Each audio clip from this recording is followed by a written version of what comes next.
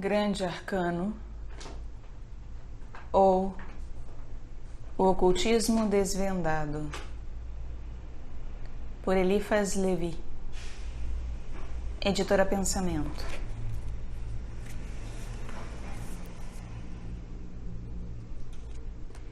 Segunda parte.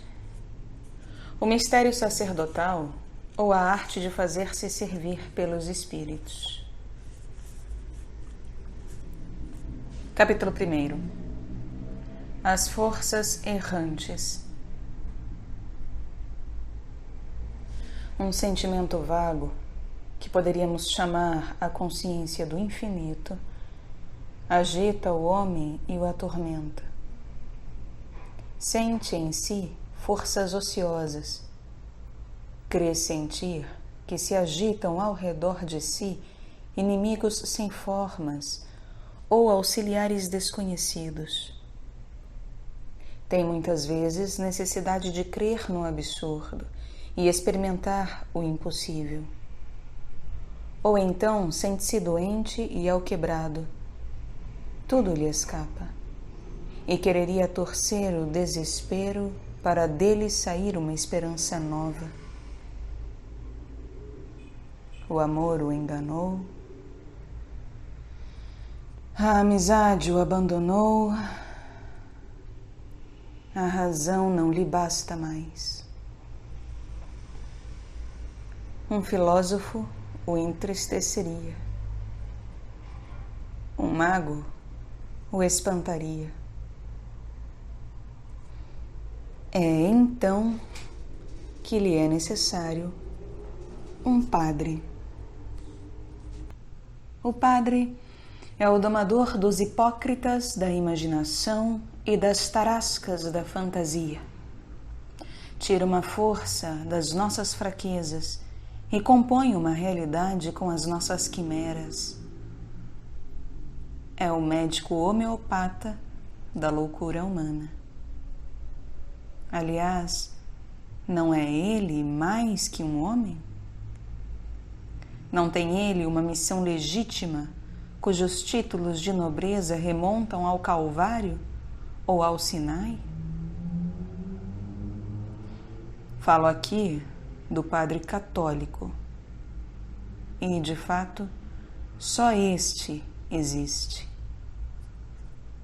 Os judeus têm rabinos, os muçulmanos imãs, os indianos brahmanes, os chineses bonzos, os protestantes ministros. Só os católicos têm padres, porque só eles tem o altar e o sacrifício, isto é, toda a religião.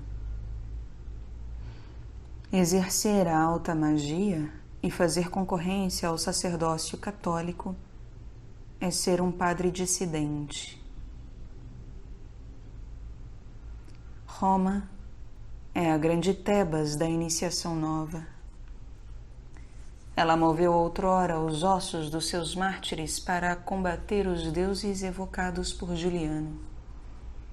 Tem como criptas suas catacumbas, como talismãs seus rosários e suas medalhas, como cadeias mágicas suas congregações, como focos magnéticos seus conventos, como centro de atração seus confessionários, como meios de expansão suas cátedras, a imprensa e as ordenações dos seus bispos. Enfim, tem seu Papa. Seu Papa, o homem-deus visível e permanente na Terra. Seu Papa, que pode ser um tolo, como o são mais ou menos todos os fanáticos, ou um celerado como Alexandre VI, mas nem por isso deixará de ser o regularizador dos espíritos, o árbitro das consciências e, em todo o universo cristão, o distribuidor legítimo da indulgência e dos perdões. É insensato, ides dizer. Sim, é quase insensato a força de ser grande. É quase ridículo, tanto isto ultrapassa o sublime. Que poder igual jamais apareceu na Terra? E se ele não existisse, quem ousaria inventá-lo? Como se produziu este efeito imenso? De onde vem este prodígio que parece realizar o impossível? Da concentração das forças errantes, da associação e da direção dos instintos vagos, da criação convencional do absoluto na esperança e na fé. Gritai agora contra o monstro, filósofos do 18º século. O monstro é mais forte que vós e vos vencerá. Dizei que é preciso esmagar a infame, discípulos de Voltaire. A infame. Pensai vós nisso?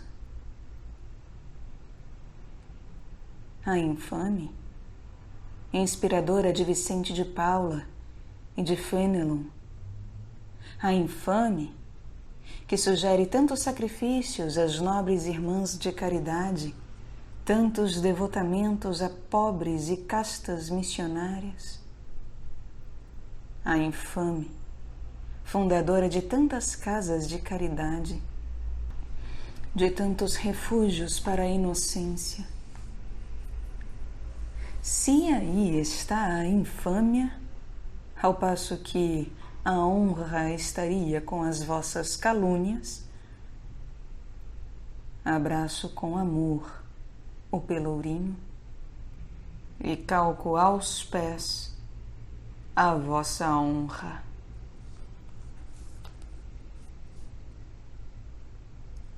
Porém, não é isso que quereis dizer. E não quero, por minha vez, ser vosso caluniador. Alma de Voltaire, a quem de boa vontade chamarei alma santa, porque preferias a todas as coisas a verdade e a justiça. Para ti, o bom senso era Deus e a tolice era o diabo. Só vistes a alma no presépio de Belém. Vistes a entrada triunfal de Jesus em Jerusalém e ristes das orelhas do jumento. Isso devia agastar Fréron. Ah, se tivesses conhecido Veillot. Porém, falemos seriamente, pois se trata aqui de coisas graves. O gênio do cristianismo respondeu aos sarcasmos de Voltaire. Ou antes, Chateaubriand completou Voltaire, pois estes dois grandes homens estão igualmente fora do catolicismo dos padres. As orelhas de burro serão indispensáveis enquanto houver burros no mundo, e deve haver nele, pois que a natureza, filha de Deus, os criou. Jesus Cristo quis ter uma jumenta para montar, e é por isso que o Santo Padre monta numa mula. Sua própria chinela é chamada mula, talvez para indicar que um bom papa deve ser teimoso até a ponta dos dedos dos pés. Non possumus, diz nosso Santo Padre Pio IX, quando lhe pedem concessões e reformas. O Papa nunca diz possumus, podemos, porque isto é o grande arcano do sacerdócio. Todos os padres bem o sabem, porém isto é verdade principalmente enquanto não o dizem. O poder fundado no mistério deve ser um poder misterioso, pois noutro caso não existiria mais. Creio que este homem pode alguma coisa que não poderei definir por causa de outra coisa que não compreendo e também ele não compreende. Portanto, devo obedecer-lhe, pois não poderei dizer por que não obedecerei, não podendo negar a existência do que não sei. Existência que, aliás, ele afirma com igual razão. Sinto que isto não é razoável.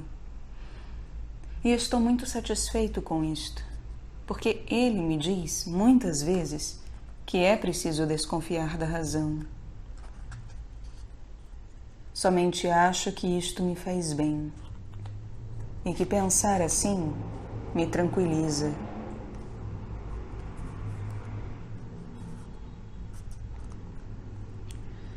Tendes razão, Charbonnier.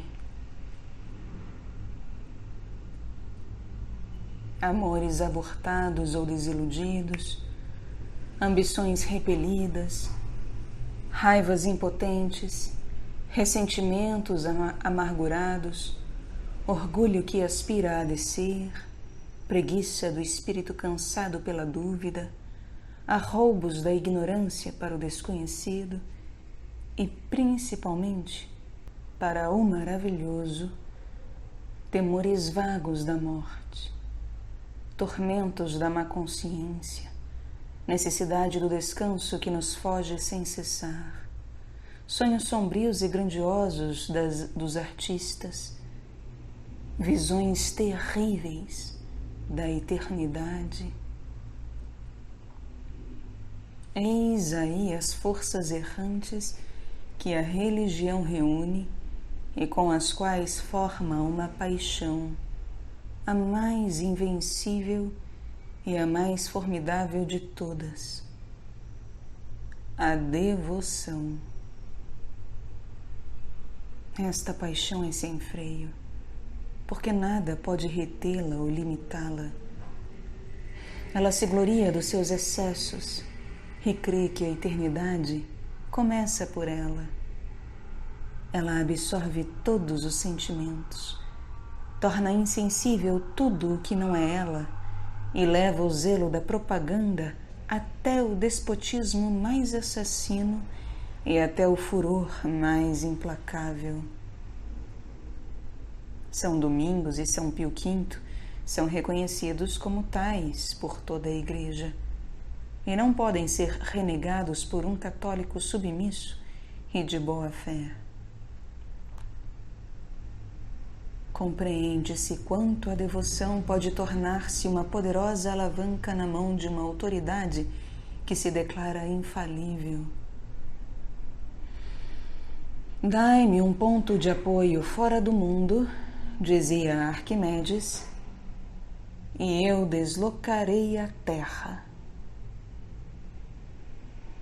Os padres encontraram um ponto de apoio fora da razão da humanidade. Abre aspas. Vendo que os homens não chegavam ao conhecimento de Deus pela ciência e a razão, aprouve-nos salvar os crentes pela absurdidade da fé. Fecha aspas. Diz o príncipe dos apóstolos. Adversários da Igreja, que tendes vós a responder aqui? São Paulo fala, como diz, com a boca aberta e não pretende enganar ninguém. A força religiosa do dogma está nesta obscuridade que faz sua absurdidade aparente. Um dogma explicado não é mais um dogma. É um teorema de filosofia ou, ao menos, um postulado. Querem sempre confundir a religião e a filosofia e não compreendem que a sua separação e a sua distinção, não digo o seu antagonismo, são absolutamente necessárias para o equilíbrio da razão. Os astrônomos pensam que os cometas são errantes apenas em relação ao nosso sistema. Porém, seguem um curso regular que vai de um sistema a outro e descreve uma elipse cujos focos são 2 sóis.